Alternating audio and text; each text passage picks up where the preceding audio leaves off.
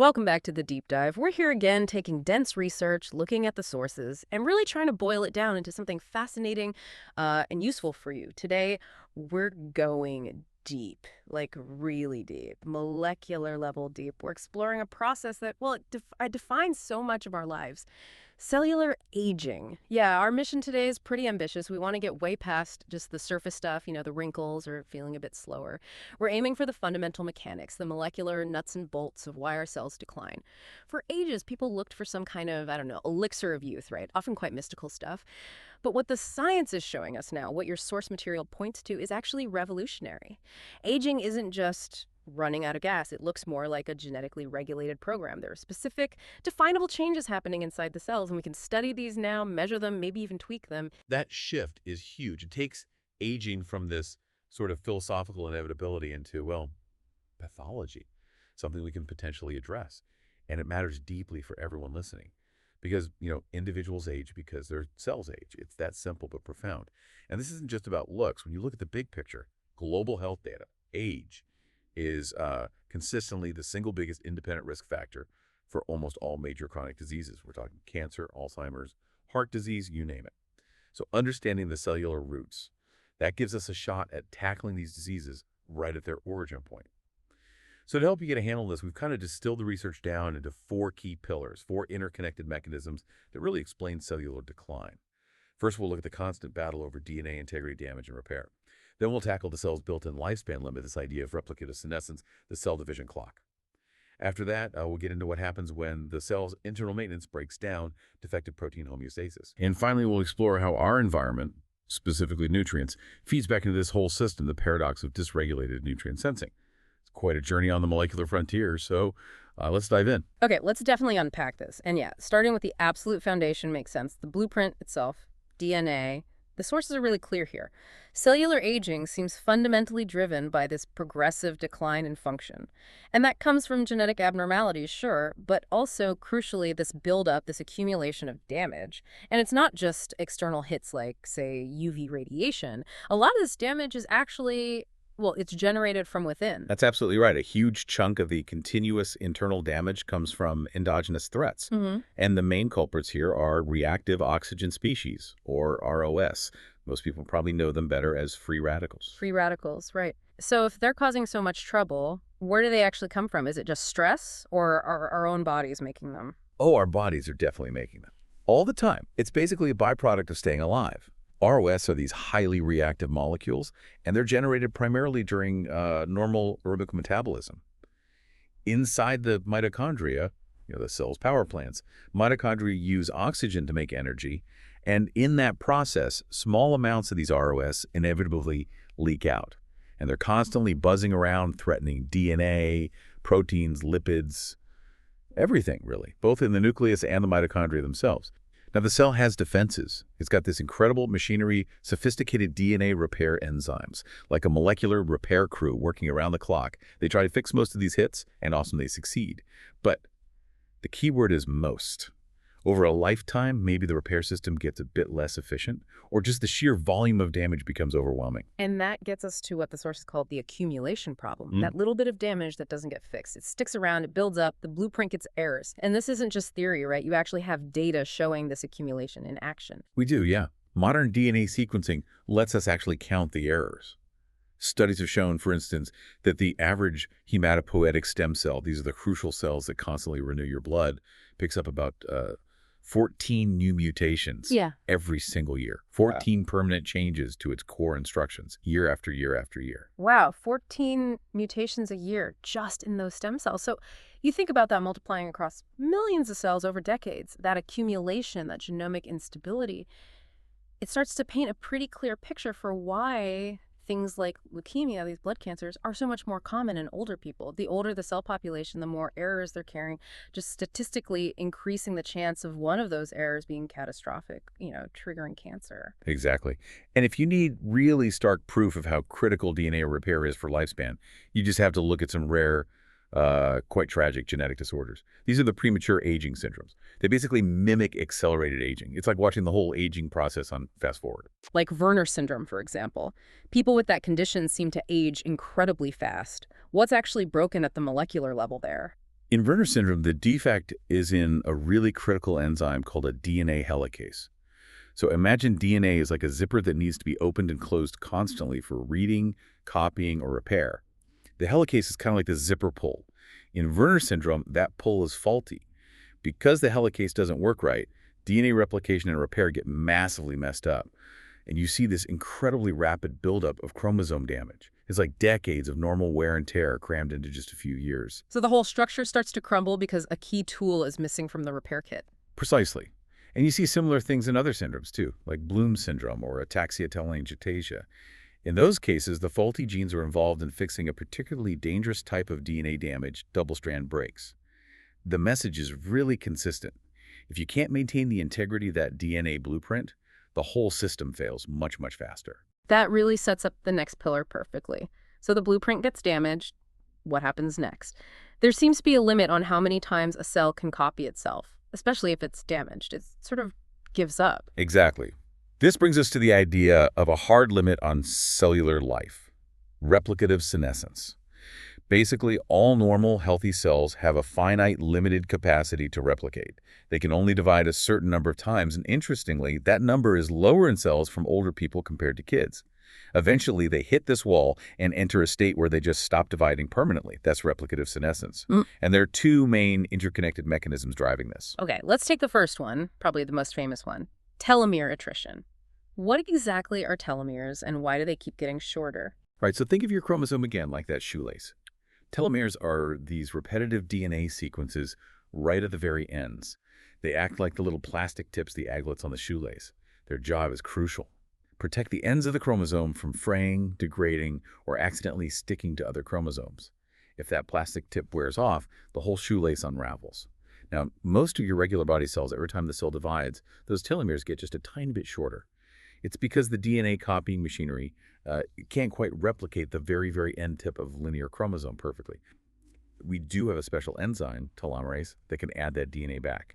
But the catch is, in most of our somatic cells, telomerase is either switched off or present at really low levels, not enough to keep up.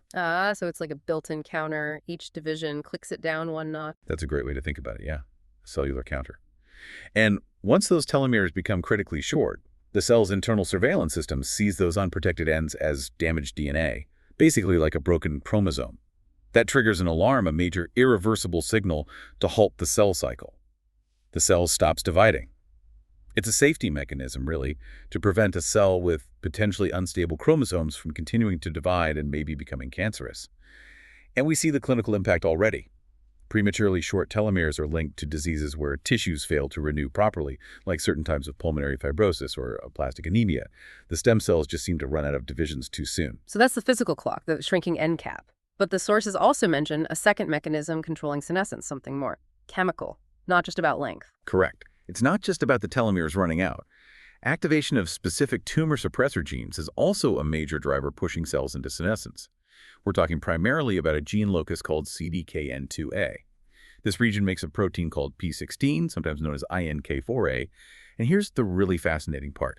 The amount of P16 protein found in tissues correlates incredibly strongly with chronological age, like almost perfectly, across pretty much all human tissue studied, and this happens somewhat independently of just telomere length. Wow, so the cell isn't only listening to the telomere counter, it's also checking this P16 signal, which sounds like some kind of internal stress gauge. What does P16 actually do?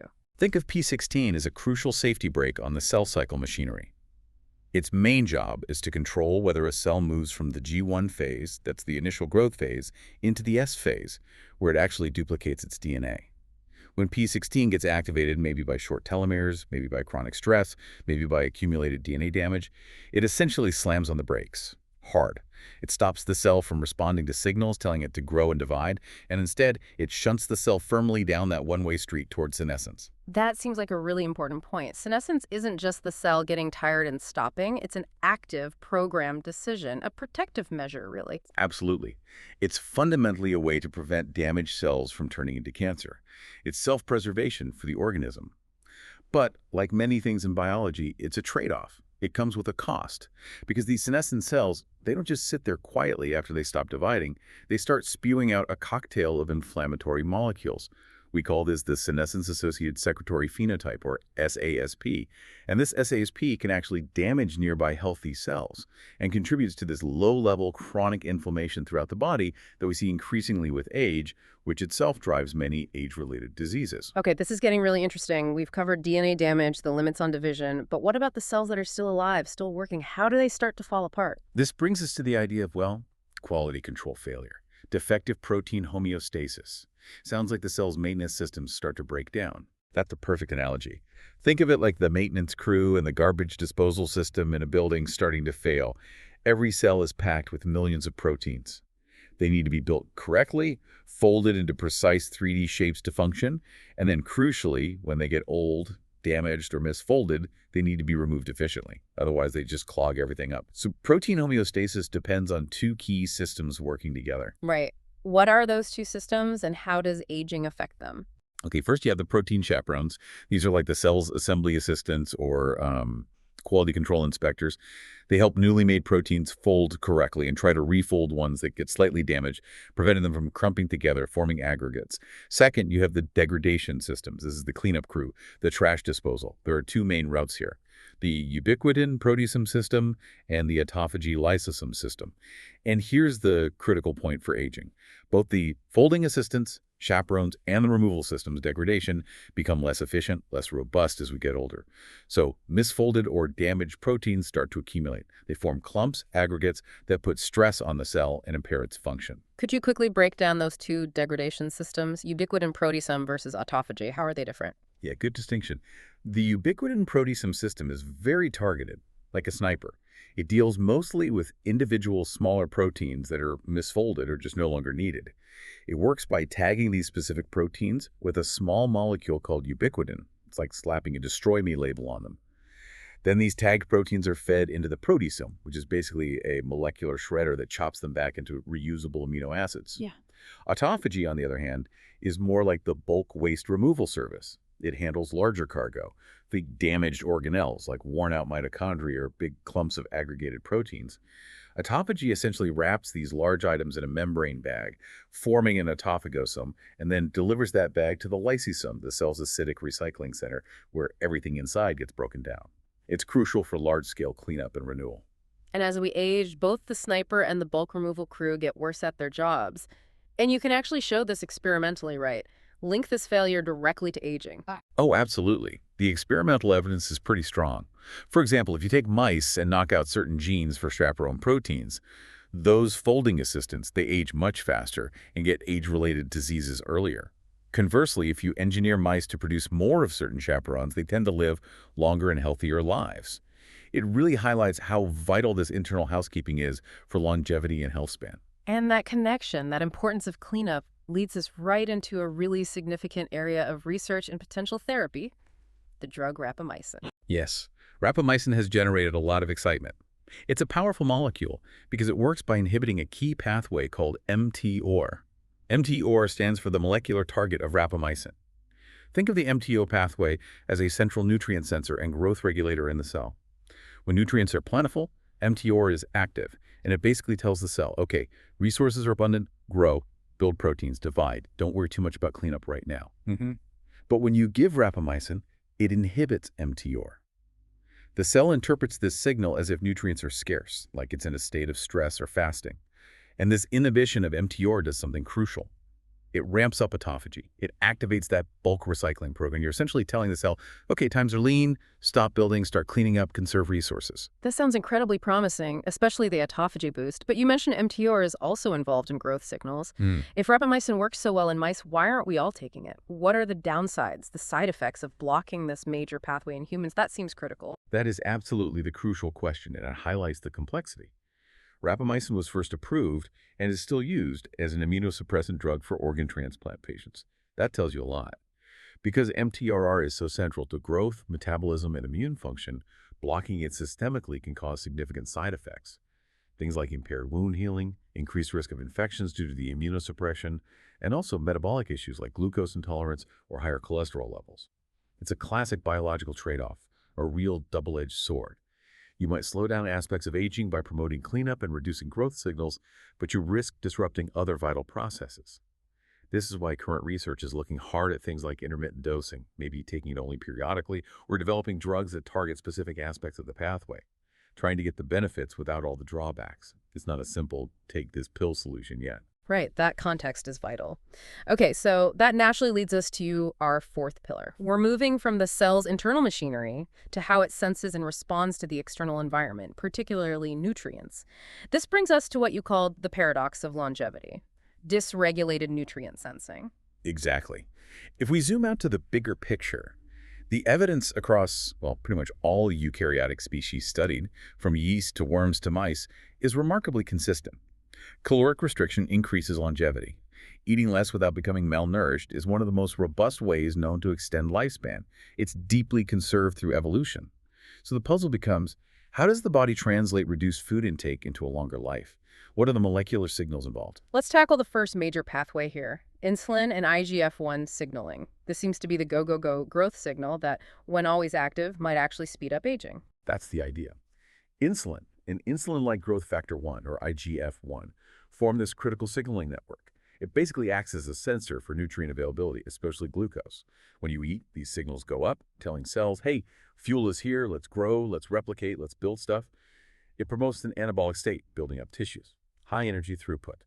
Now, the connection to aging is that conditions of lower nutrient intake, like caloric restriction, dial down the intensity of this IGF-1 signaling pathway. This leads to slower rates of cell growth and metabolism. And importantly, it might also mean less production of damaging byproducts like ROS, because the metabolic rate is lower. It's like putting the body into a more fuel-efficient conserve and repair mode, rather than a constantly burning grow fast mode. And this seems key for longevity. And crucially, remember that IGF-1 signals downstream through pathways involving AKT and, yes, mTOR, the very same pathway inhibited by rapamycin. It's all deeply interconnected. Okay, so we have the IGF-1 mTOR growth pathway that seems to accelerate aging when it's constantly on. Now, what about the other side of the coin? You mentioned sirtuins, the stress adapters. Right, sirtuins are a really fascinating family of enzymes.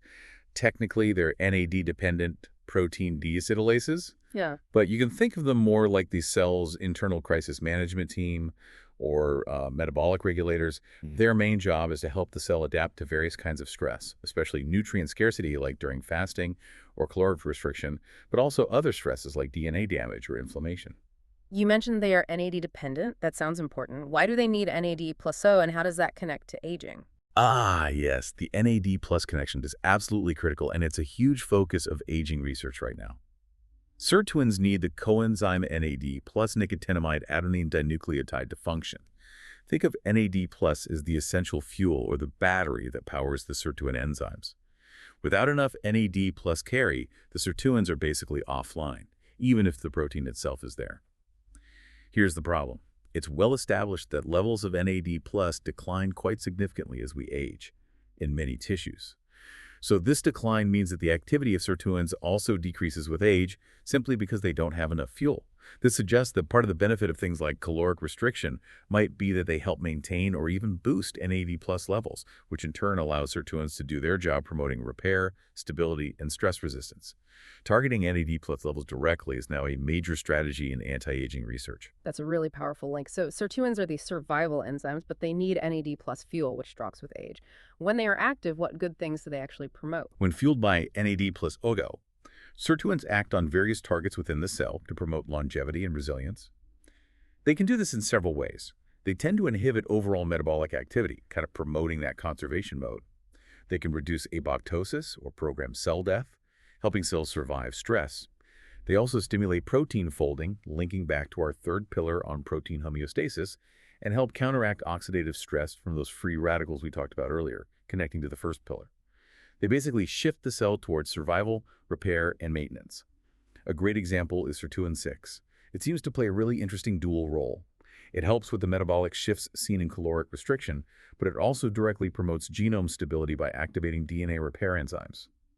So it's helping the cell conserve energy and fix its DNA at the same time, a key player in linking diet, metabolism, and DNA integrity. And of course, we can't talk sirtuins without mentioning the red wine connection that always seems to pop up. Right, the resveratrol story. Yes, some early lab studies suggested that resveratrol, a compound found in things like red grapes, might activate certain sirtuins, which understandably got a lot of people excited. But it's really important to keep this in perspective. The amount of resveratrol you'd need to get from wine to potentially have a significant effect in humans would be, well, let's just say far beyond moderate consumption. And the clinical evidence in humans is still pretty limited and debated. So while the idea of finding molecules that safely activate these pathways is very attractive, relying on red wine for sirtuin activation is probably overly optimistic. The principle holds, though finding ways to modulate these nutrient-sensing pathways is a major goal. Okay, let's try and bring these four pillars together now.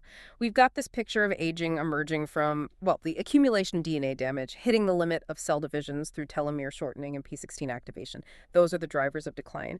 And then we have the systems fighting back.